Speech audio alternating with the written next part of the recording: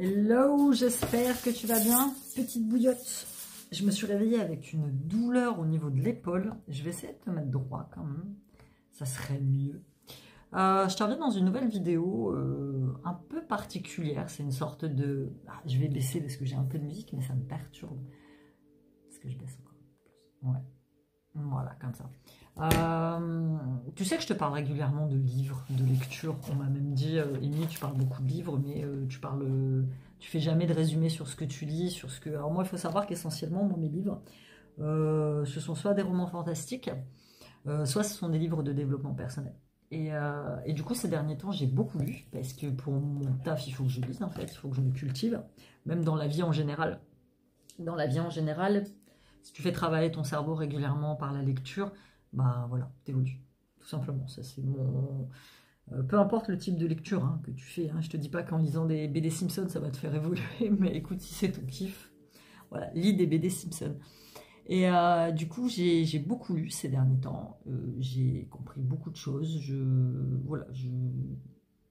il m'est arrivé pas mal de trucs dans ma vie ces derniers mois, et peut-être que je cherche toujours à travers la lecture une sorte de réconfort et une sorte de réponse à mes questions. Voilà, tout simplement. Et moi, je farfouille beaucoup. Je suis abonnée à pas mal de comptes, on appelle ça des bookstagram, qui sont des comptes sur Instagram, mais plus par rapport à la lecture, aux livres. Donc moi, si je te dis, c'est vraiment orienté un peu développement personnel. Et donc, je découvre comme ça des lectures et des auteurs, des autrices que je ne connaissais pas du tout. Et je suis tombée sur cette dame-là, qui est une coach, qui s'appelle Melissa Manelli. Et j'ai beaucoup aimé son message, en fait. Je suis allée après, j'ai farfouillé un petit peu sur son compte Instagram, mais voilà, il n'y avait rien de bien précis, mais beaucoup de bookstagrammeurs parlent de ce livre-là. Parlez de ce livre-là, vous n'êtes pas un échec pour tous ceux qui cherchent le courage de réussir. Et donc, je me suis procuré le bouquin, je l'ai eu sur Amazon, et je l'ai lu. Et alors, je vais pas te mentir, au début, j'ai pas tellement accroché, puisque elle parle d'elle à la troisième personne au début, elle raconte un petit peu sa vie, donc tu vois, je m'attendais plus à un guide dès le départ de développement personnel, avec une méthode, avec comment elle avait réussi, mais quand j'ai fini le bouquin, j'ai compris pourquoi elle avait commencé comme ça. Elle avait besoin de raconter des histoires de sa vie. Il faut savoir que c'est une femme qui a été violentée par plusieurs conjoints, en fait. Et elle a suivi de la violence psychologique, de la violence physique. Et à un moment donné, elle se retrouve avec 2 jeunes enfants. Elle n'est plus avec le père. Et en fait, elle n'a pas d'autre choix que de s'en sortir. Et moi, ça fait écho à ma propre histoire. Alors, rien du côté des violences physiques. Moi, c'était plus psychologique que physique. Mais le fait de se retrouver avec des enfants, quand tu es une femme, que tu te retrouves seule, sans rien, comme je me suis retrouvée après mon divorce, ça a fait écho. Ça m'a beaucoup parlé. Elle vivait aux États-Unis, donc en plus, elle a dû déménager. Enfin, voilà, je ne vais pas te raconter son histoire personnelle, puisque en soi, c'est pas... C'est ce qui a introduit le livre, mais c'est pas le sujet véritable du livre. Et rien que le titre, vous n'êtes pas un échec. Moi, ça me ramène à ma propre histoire, en fait. Toute ma vie, jusqu'à il y a 4-5 ans, je considérais que ma vie était un échec. Après mon divorce, je me suis dit, voilà, j'ai tout raté. J'ai tout raté. J'ai perdu tout ce que j'avais. Désolée, il faut que je me... J'ai tout raté. J'ai perdu la seule chose que j'avais, c'est-à-dire ma famille. J'ai perdu la maison que j'avais, j'ai perdu un mode de vie, un confort, j'ai tout raté en fait, c'est de ma faute. Et pendant des semaines, j'étais dans cet état d'échec, où je savais pas trop comment faire pour rebondir, où j'avais pas envie de rebondir, j'étais bien dans mon drama, voilà, j'étais bien dans mes crises d'angoisse. Après, j'ai compris plus tard que c'est une espèce de stade que tu dois passer. Voilà, par lequel tu dois passer, c'est un peu les mêmes stades quand tu es en deuil, en fait, tu as plusieurs stades dans le deuil, en fait, ou dans les ruptures, comme tu veux. Donc moi, je devais en passer par ce stade-là. À un moment, ça a été mieux, et je me suis assis avec moi-même. De toute façon, tu verras dans les vlogs que je t'ai fait. Et je me suis vraiment demandé si tout ça, c'était de ma faute, en fait. Si c'était véritablement un échec. Mais même quand j'étais plus petite,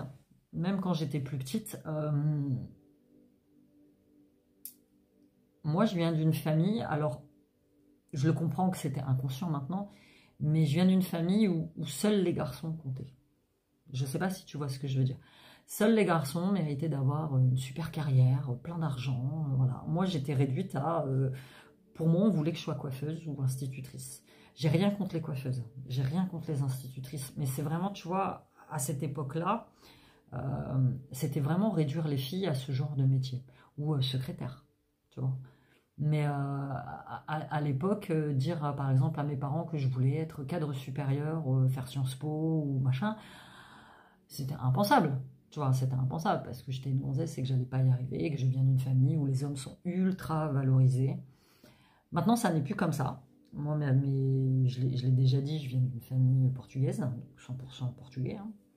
Mes parents ont immigré en France, moi je suis née en France, mais j'ai grandi avec ces valeurs-là, en fait. J'ai grandi avec le Portugal en France. Et maintenant, ça n'est plus comme ça, heureusement. Mais tu vois, par exemple, quand je suis allée dans mon petit bled l'année dernière, il y a un truc qui m'a fait rire. Il y a la messe du dimanche matin. Bon, ça faisait très longtemps que je n'avais pas assisté à une messe, surtout au Portugal. Donc, tu vois, la messe, c'est simple. En bas, devant le prêtre, il y avait les femmes. Et en haut, au premier étage, il y a un escalier, puis il y avait tous les hommes. Moi, ça m'a fait rire. Petite, j'avais essayé de monter en haut avec mon père. Et on m'avait dit, non, non, c'est la place des hommes, les femmes sont en bas. Et ben, écoute, j'ai halluciné parce que bon, il n'y avait pas grand monde. Moi, j'y suis allée au mois de septembre, donc il y avait peu de monde dans le village. Mais il y a encore ce truc, tu vois. Il y a encore ce truc. Pourquoi les hommes en haut et les femmes en bas, en fait, tu vois, il y a encore ce truc. Et moi, ça m'avait fait rire. Et du coup, moi, comme j'ai pas répondu aux attentes de mes parents, parce que moi, j'ai toujours été très rebelle. Et moi, quand j'étais plus jeune, je voulais être un garçon. Parce que je voulais avoir les mêmes droits que les garçons. Moi, mon frère avait le droit d'aller en ville tout seul, il avait 14 ans. Moi, j'en avais 16, j'avais pas le droit. Lui, il avait le droit de sortir avec ses copains, moi, j'avais pas le droit. Quand je sortais quelque part, il fallait que je le traîne avec moi parce que j'avais pas le droit. J'étais une fille, il pouvait m'arriver n'importe quoi. Tu vois, moi, j'ai grandi avec ça. Donc, dès petite, la notion d'échec a déjà été installée dans mon cerveau. T'es une fille, t'es un échec. Donc, moi, j'ai grandi avec ça. Et c'est très amusant quand tu sais que maintenant, j'ai 3 garçons. J'ai aucune fille. Pourquoi? Alors j'ai mon fils, il y a quelques mois, il m'a dit, ben maman, heureusement que tu n'as pas eu de fille parce que tu n'aurais pas supporté. Peut-être. Peut-être que j'aurais reporté sur elle toute la frustration que j'ai eue quand j'étais petite. Le fait de ne pas avoir été reconnue, de ne pas avoir été appréciée. Tu vois? Voilà. Et même s'ils l'ont fait inconsciemment, puisque mes parents ont été élevés comme ça, ils ont toujours installé une rivalité entre moi et mon frère. J'avais toujours cette impression qu'il valait mieux que moi. Qu'il méritait les meilleures choses, que voilà, moi je devais me contenter de ce qui restait. Moi c'est simple, moi c'était, tu travailles bien à l'école et peut-être que tu trouveras un bon travail, que tu te marieras, que tu feras des enfants, que tu auras une famille. Voilà. Et du coup, je te dis, moi cette notion d'échec, elle a toujours été là. Toujours été là. Et quand j'ai construit ma famille, quand j'ai eu ce pourquoi j'avais, entre guillemets, été élevée, voilà, j'avais l'impression, j'avais cette sensation d'avoir réussi. J'avais mon mari, j'avais mes enfants, j'avais ma maison, j'avais un travail, Mais tu vois, il y avait toujours quelque chose qui n'allait pas. Toujours, on me faisait toujours remarquer qu'il y a quelque chose qui manquait. Ah, mais t'es pas propriétaire. Ah, ta voiture, elle est vieille. Ah, mais ton travail, tu gagnes pas beaucoup, hein. Heureusement que ton mari travaille.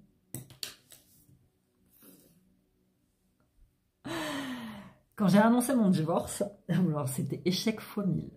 Mais échec fois 10 000. Échec fois 10 000. Alors c'était assez marrant parce que d'un côté, tout le monde était content que je divorce. Parce que bon, bah, ils connaissaient la situation et c'était plus vivable ni pour moi ni pour personne. Et d'un autre côté, c'était « Ah là là, t'as perdu ta famille quand même. » Ah là là là là.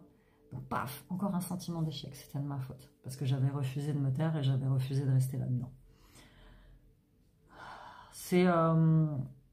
C'est dur le poids de cette culpabilité que tu portes en permanence. Je ne la porte plus, attention. Je me suis beaucoup soignée sur ce truc-là. Mais je suis en retard. Parce que j'ai une éval dans pas longtemps.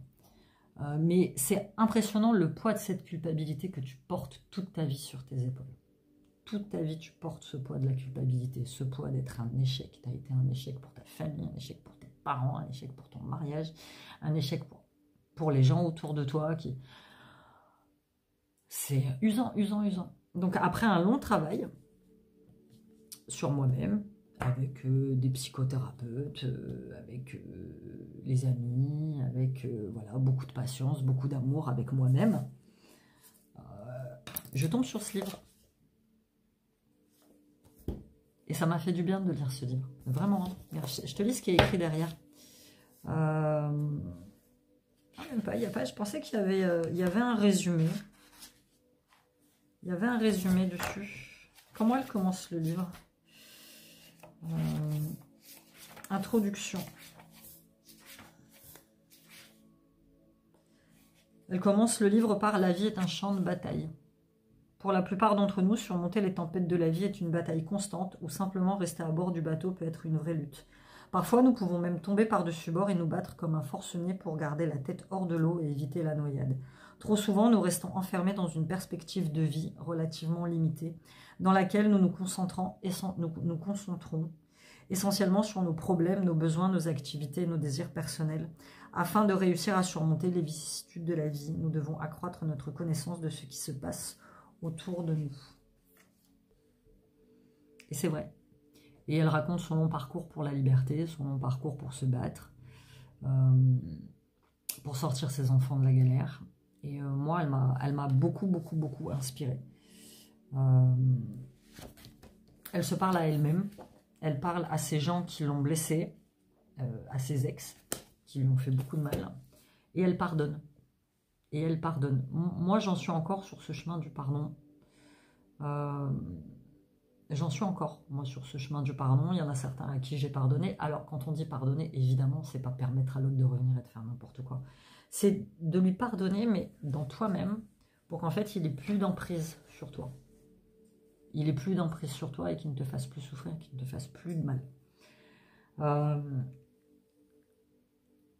On peut réussir peu importe d'où on part. Moi, j'estime que depuis 4 ans, je réussis ma vie. Moi, j'estime que je réussis ma vie. Alors, évidemment, ça ne se mesure pas au nombre d'argent que tu as sur ton compte en banque, au nombre de villas que tu as à Dubaï. C'est pas ça. Tu vois. Par exemple, lors d'un entretien récent que j'ai fait, le gars, il m'a posé la question. Il m'a dit, pour toi, c'est quoi le bonheur? Et moi, je lui ai répondu, pour moi, le bonheur, c'est de trouver un juste équilibre entre ma vie personnelle et ma vie professionnelle. Entre ce que j'ai à l'intérieur et ce que j'ai à l'extérieur. Pour moi, c'est ça le bonheur. Ça ne tient pas à l'argent que tu gagnes. Évidemment, ça y contribue. Mais pour moi, mon bonheur à moi, ça serait de trouver cet équilibre entre ce que je fais dedans et ce que je fais à l'extérieur. C'est un équilibre que j'ai toujours cherché, que je cherche encore. Peut-être que c'est relatif à mon signe astro. Moi, je suis du signe de la balance. Tu vois, où tu essayes constamment de trouver un équilibre entre ce qui est bien, ce qui n'est pas bien. Et moi, cet équilibre-là, tu vois, je ne l'ai pas encore trouvé. J'y travaille, mais je ne l'ai pas encore trouvé. Et pour moi, ça, c'est mon bonheur à moi. Ça, c'est mon bonheur à moi. Et tout ce que je mets en place depuis 4 ans, tout ce que je fais, tout ce que j'ai construit, pour moi, c'est ma réussite. C'est une grande réussite pour moi. Alors, je n'ai pas une entreprise avec des millions. Je vis toujours dans mon petit appart, coincé avec les voisins qui gueulent tout le temps. Enfin, tout le temps, non. J'exagère. En ce moment, ils sont plutôt relativement calmes. Voilà, je fais 3 jobs différents. Tu vois, je cours à droite et à gauche. Tu vois, parfois, il m'arrive de me prendre la tête et de me demander pourquoi je fais tout ça. Mais je sais pourquoi je fais tout ça. Et je continue à le faire. Alors, je peux avoir une journée ou deux de coups de mou, où je peux recevoir une mauvaise nouvelle, où il peut m'arriver une tuile, mais je me pose et je me dis, voilà, il t'arrive ça. C'est pas un échec. Ce qui t'arrive, c'est pas un échec, c'est une leçon. Il faut que tu en tires quelque chose de positif. Voilà, il faut que tu en tires une leçon. Si ça t'arrive, c'est pas pour rien. Moi, je suis très attentive aux signes de la vie. Je fais très attention à mon intuition. Avant, j'écoutais pas du tout. Maintenant, je l'écoute. Tu vois, quand je m'apprête à faire quelque chose, si dans ma tête, ça m'est pas terrible, bah, je vais réfléchir et je vais attendre le lendemain pour le faire. Et finalement, Le lendemain, j'aurais su si c'était bon ou pas bon. J'évite de me précipiter maintenant. Avant, tu vois, je faisais des trucs, je me précipitais tout de suite. Je me disais, waouh, non, il faut que je fasse. Maintenant, non, j'essaye d'attendre. Ça, c'est peut-être l'âge qui fait ça. Tu vois, l'âge avançant, les expériences. Mais tout ce qui va m'arriver, je vais plus le prendre comme un échec. Parce que je sais que ça va s'arranger. Tout est provisoire. Hein. Tout est temporaire. Tout passe. Tout passe dans la vie. Donc là, actuellement, si tu es coincé quelque part et si tu dis, ouais, j'ai échoué, j'ai fait ça, merde, machin. C'est provisoire. C'est provisoire. Ce qui était arrivé là, c'est pour que tu remontes bientôt. C'est une leçon. Regarde, je sais pas, quand tu vois les trucs de l'histoire, Disney, il a été refusé, Walt Disney, je parle, hein, le créateur, il a été refusé je sais pas combien de fois, Steve Jobs, il a été refusé je sais pas combien de fois, le gars d'Amazon, avant de créer Amazon, il a été refusé. Le gars de Squid Game, le mec qui a fait Squid Game, il a proposé le scénario de la série à 11 boîtes de production, elles sont toutes refusées. J.K. Rowling, bon, bah, elle est ce qu'elle est, mais pour Harry Potter, elle avait proposé son scénar de livre, je sais pas combien d'éditeurs, il y en a un qui lui a répondu oui. Tous ces échecs que tu as subis, c'est pour quelque chose qui va t'amener de plus grand. Voilà. C'est ça que je pense. Et c'est en ça que ce livre, moi, m'a parlé. Donc en plus, il est très bien fait, il y a des... Tu vois, elle te met des tableaux, elle te pose des questions. Elle te pose des questions. Il faut, tu vois, par exemple ici, elle te met, écrivez la promesse que vous faites de laisser le passé derrière vous, d'être courageux à partir d'aujourd'hui. Parce que le passé fait beaucoup dans notre culpabilité et dans notre sentiment d'échec. Parce que tu penses toujours à ce qui s'est passé hier, que tu n'arrives pas à tourner la page et à lâcher prise. Mais le passé, c'est le passé. Tu peux rien faire, tu peux rien changer, tu pourras ruminer pendant des jours et des jours. Moi, je l'ai fait, j'ai ruminé pendant des jours. Ah, si j'avais pu changer ça. Ah, si j'avais pu dire ça. Et finalement, à quoi ça sert? À quoi ça sert? À quoi ça sert, mon Dieu? Moi, je connais comme ça des gens qui vivent que dans le passé. C'est affreux, tu as l'impression qu'ils sont déjà morts quand tu leur parles. Parce qu'en fait, ils sont focus, ils ne parlent que de ça, du passé, du passé, du passé. Alors qu'il leur reste devant eux un temps infini où ils pourraient faire de belles choses. Aider les autres, s'aider eux-mêmes, je sais pas moi, jardiner, bouquiner, voyager. Non, ils sont tellement focus sur leurs trucs du passé qu'en fait, ils vivent plus. Ils vivent plus. Et plus tard, quand ils seront en train de... Enfin, quand ils mourront, ils auront des regrets. Voilà. Ah, dans ma vie, j'aurais pu faire ça. Ah, Et c'est ça que je veux éviter à tout prix. Je veux pas un jour... J'en aurai forcément, j'en aurai. J'aurai des regrets. Je dirais, j'aurais pu faire ça, ou j'aurais pu... J'aurais aussi des trucs dans lesquels je me dirais, ah, je l'ai fait, je suis contente. Tu vois. Ah, je l'ai fait, je me suis lancée, je suis contente. Et ça, c'est génial. C'est génial. Donc, voilà, ta vie n'est pas un échec. Non. Il faut que tu... Voilà, des petits pas au quotidien, tu avances tranquillement. Et voilà, c'est en soi que ce livre est super sympa, en fait. Trouver un mentor. J'ai survécu, je suis toujours là et je continue de me battre. J'ai le cœur plein de cicatrices. Oui, il manque des morceaux, mais il est beau. Il bat fort et je suis fière d'être celle que je suis. Ça n'existe pas, les gens qui n'ont pas de problème. Parfois, tu vois sur les réseaux sociaux, ah, ma vie, elle est belle. Ah, ma vie, elle est parfaite. Ah, je mange sainement. Ah, machin. Ça n'existe pas, les gens, comme ça. C'est du fake. Toute personne, tout le monde a des problèmes. Tout le monde a des merdes qui lui arrivent. Tout le monde, tout le monde, tout le monde, tout le monde, tout le monde, tout le monde. C'est pour ça que ces derniers temps, j'essaye de fuir au max les réseaux sociaux. Hier, j'ai essayé un truc de fou. J'avais désinstallé TikTok parce qu'à chaque fois que j'allumais cette application, elle me filait des angoisses. Tu tombes que sur des trucs de mort, de lui s'est fait agresser, elle s'est fait... Mais de ouf. Et hier, j'ai réinstallé l'appli pour pouvoir, parce que j'ai une page TikTok, une chaîne TikTok, une page TikTok sur laquelle je poste mes bijoux pour Eora. Et je l'ai juste réinstallé pour pouvoir poster un réel sur Eora. Et du coup, je la réinstalle, je la rallume. Il y en a une, elle parlait, oui, j'ai une dette de 5 000 € à la CAF, je ne sais pas comment je vais faire pour manger, je vais vivre de... Enfin, la nana, elle était en pleurs sur TikTok et tout. Elle montrait comme ça des photos de ses enfants. Comment je vais faire pour les nourrir? Comment je vais faire pour les nourrir? Écoute, j'ai fermé tout de suite. Ça m'a filé une angoisse. Waouh, en fait, ça m'a renvoyé au moment où j'ai emménagé ici, où financièrement, c'était pas terrible et que je me demandais comment j'allais faire. Mais j'ai des angoisses qui me sont remontées. J'ai redésinstallé TikTok. Je peux plus. Moi, TikTok, elle me fout les jetons, cette application. Je peux pas, je peux pas, je ne peux pas, je ne peux pas. Voilà. Tout simplement. C'est pour ça que je fuis au max les réseaux sociaux. Je fuis au max les réseaux sociaux. Et ça va beaucoup, beaucoup, beaucoup, beaucoup, beaucoup, beaucoup mieux. Et donc, quand tu as les jeunes de maintenant, quand tu as les gamines de maintenant, 13-14 ans, qui voient ces filles parfaites sur Instagram, ben, toute leur vie, elles se... Oh, mais moi, j'ai pas ça. Oh là là, j'ai échoué. Oh, je peux pas faire ça. Oh, je suis moche. Oh, machin. Ben, dans leur tête, inconsciemment, elles installent ce sentiment d'échec et ce sentiment de culpabilité de ne pas y arriver. Parce qu'on est dans une ère de comparaison avec tout le monde. Ah, t'as pas ça? Ben, t'es nul. Ah, tu fais pas ça? Ben, t'es naze. Comment ça, tu gagnes pas encore ta vie sur les réseaux sociaux? Comment ça, tu gagnes pas encore 15 000 € en postant des photos de toi à moitié à poil sur OnlyFans? Tu vois? Fake, fake, fake, fake, fake, fake, fake. Fuyez tout ça. Fuyez tout ça. Soyez fiers de votre parcours et de ce que vous faites en fait. Voilà, longue vidéo mais qui m'a fait du bien. Il fallait que je... Voilà, et je vous parlerai de plus en plus de livres qui m'inspirent et de gens comme ça qui ont un parcours de vie atypique, qui s'en sont servis et dont il faut s'inspirer pour grandir en fait. Moi, je ne vais pas passer mon temps à suivre quelqu'un qui n'a rien fait.